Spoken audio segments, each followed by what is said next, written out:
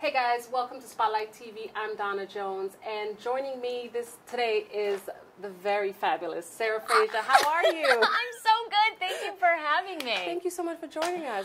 Now, I'm so excited about this. I'm excited you're back in D.C. That's Thank you. Awesome. So tell us about your new show first and what you've been doing. Sarah, Ty, and Mel on DC's 107.3. Very exciting. Okay. Yeah, I'm back. You know, I left Hot 99.5 in the Kane Show in, April of 2013. Moved to New York, had a blast, and then, like in the spring, early spring, 107.3 called me and they said, hey, would you ever come back to DC and, you know, create this morning show, and you can work with who you want to work with, and you can lead, you know, help lead, and you know, be one of the main.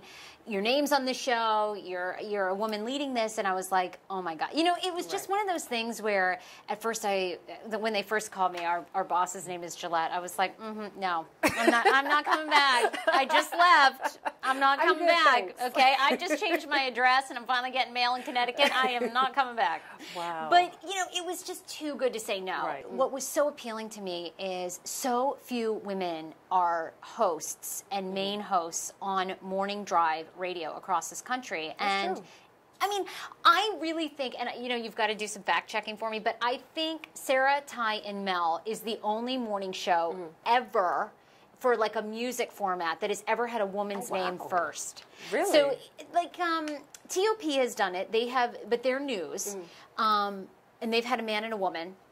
But I don't think her name has ever been first, and it has just never been heard of. So that opportunity, because I just love radio, and I want more women to be in radio. Awesome. I mean, your personality, you're so engaging, and people, like, when I told people, like, okay, you're going to be on the show, they were so excited. Oh, great! Definitely, you have an audience, and they can't wait. So I know that's going to be, like, amazing.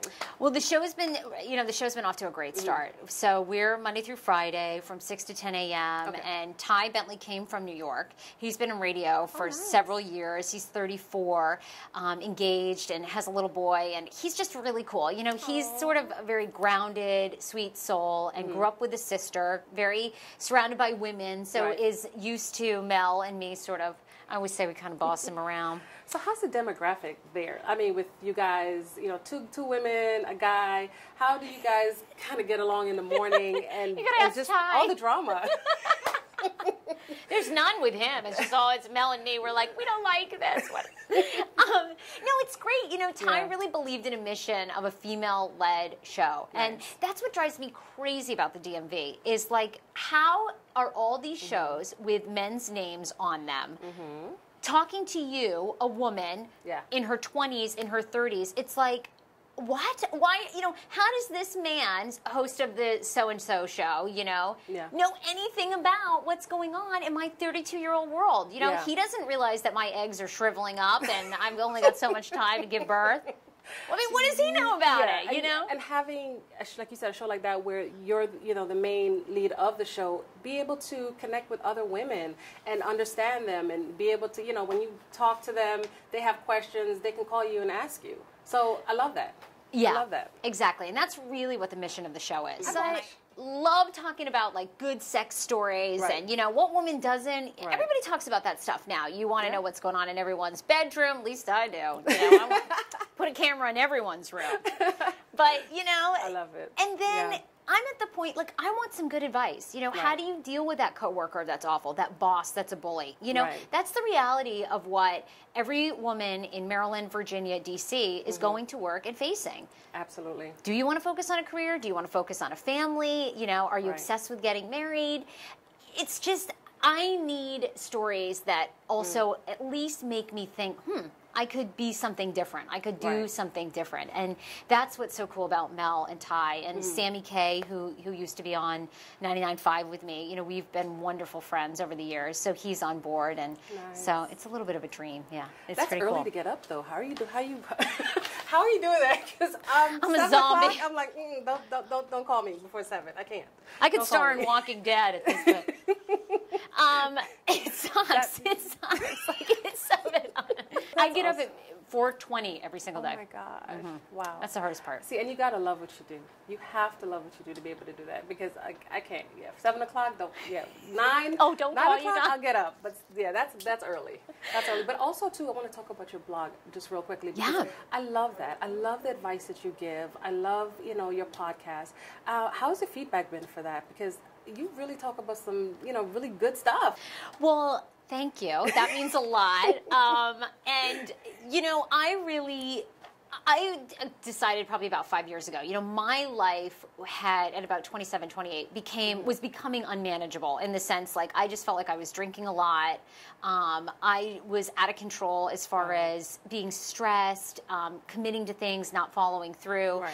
And I just sort of had my moment of, oh my God. And I just woke up at 27. I thought, I cannot live the rest of my life. Right.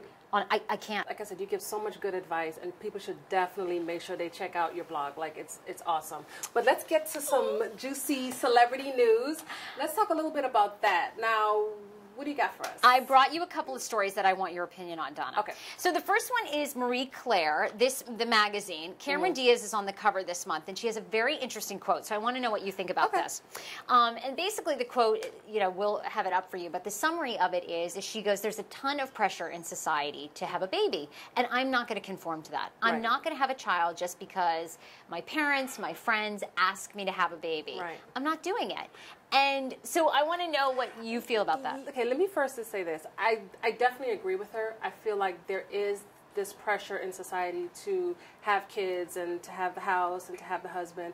And I feel like a lot of women, don't conform to that. I mean, everybody's life, everybody's path is different.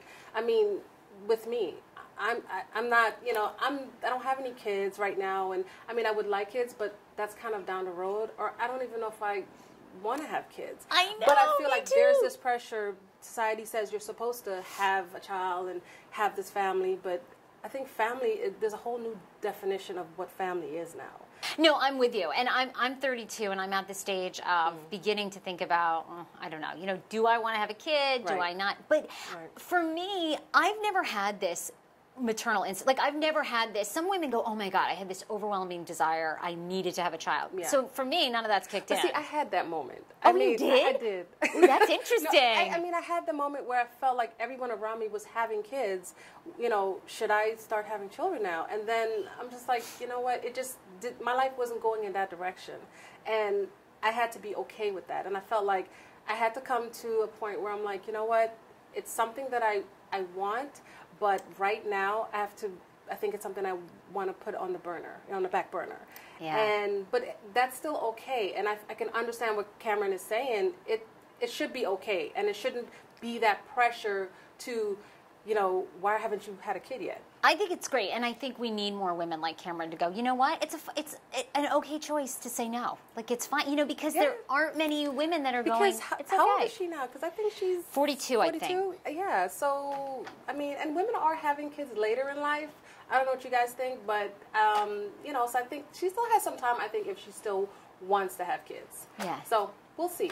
I loved that story. I like your take on it, too. Yeah. The other one that was just wild, and you just saw the picture, so I want to know what you think. Yeah. So Snoop Dogg, yes, Snoop Dogg, Snoop Lion, whatever you want to call him now. This week, tweeted out a picture of Iggy Azalea. Or it wasn't a picture of her. It was more of I believe it's a woman in cornrows, and the woman is not very attractive, and he captions on it, Iggy Azalea, no makeup. And it blew up. I mean, it was shared, it was commented, people were like, absolutely, she's hideous. I don't know. If you guys haven't seen this picture, I mean, tell me what you think. Hashtag us at DCW50 Spotlight and tell us what you think about this. Because I've seen that picture, and I'm like, I like Snoop Dogg. I know, me too. I grew up on him, and that's not okay. I feel like sometimes, I don't know if that's why he did it, but I feel like sometimes celebrities do things for shock value, and this could have been one of those things because he's Snoop Dogg, thousands of people follow him, he knew people were going to see this picture, and he knew he was going to get a reaction, period. I mean, and the fact that he took it down right after, he did. What is up with people doing that now? It's like, that's the new thing. You post, and then you take it down. This is not okay. I mean, I think Iggy has gotten a bad rap. because I think from the beginning, you know, there was talk of Nicki Minaj saying something about her. I think it's people hating. I love her music. You know, she's doing her thing. She's beautiful. You know, like, give her a break. Like, I agree. Give her a break. Really what sparked Snoop Dogg taking that picture down is she commented on it. This was posted on his Instagram, and she commented and said, funny that you would post this. You know, every time I see you out, you're always asking me for a picture. Your security's always coming up to me, and I just can't believe that you would post that. And of course, after she commented on that, he took it down. And but you know, I'm with you, and I can't stand the kind of post and retract. You know, to me, it's like, what are you doing it just for the hits? You know, are you doing it so everybody talks about you for that minute? He doesn't have to do that. Yes. He doesn't have to do that. But I agree. I agree with her. You know, call him out, because you're going to post a picture like that. You know, if someone did that to him, you're going to get that response. It's like, oh my God, his fans would go crazy. Yeah. So, I don't know. Guys, what do you think? Again, hashtag us at DCW50 Spotlight and tell us what you think. Thank you so much, Sarah, for being here. I really appreciate it. Thanks, Donna. Make sure you guys check us out on DCW50.com.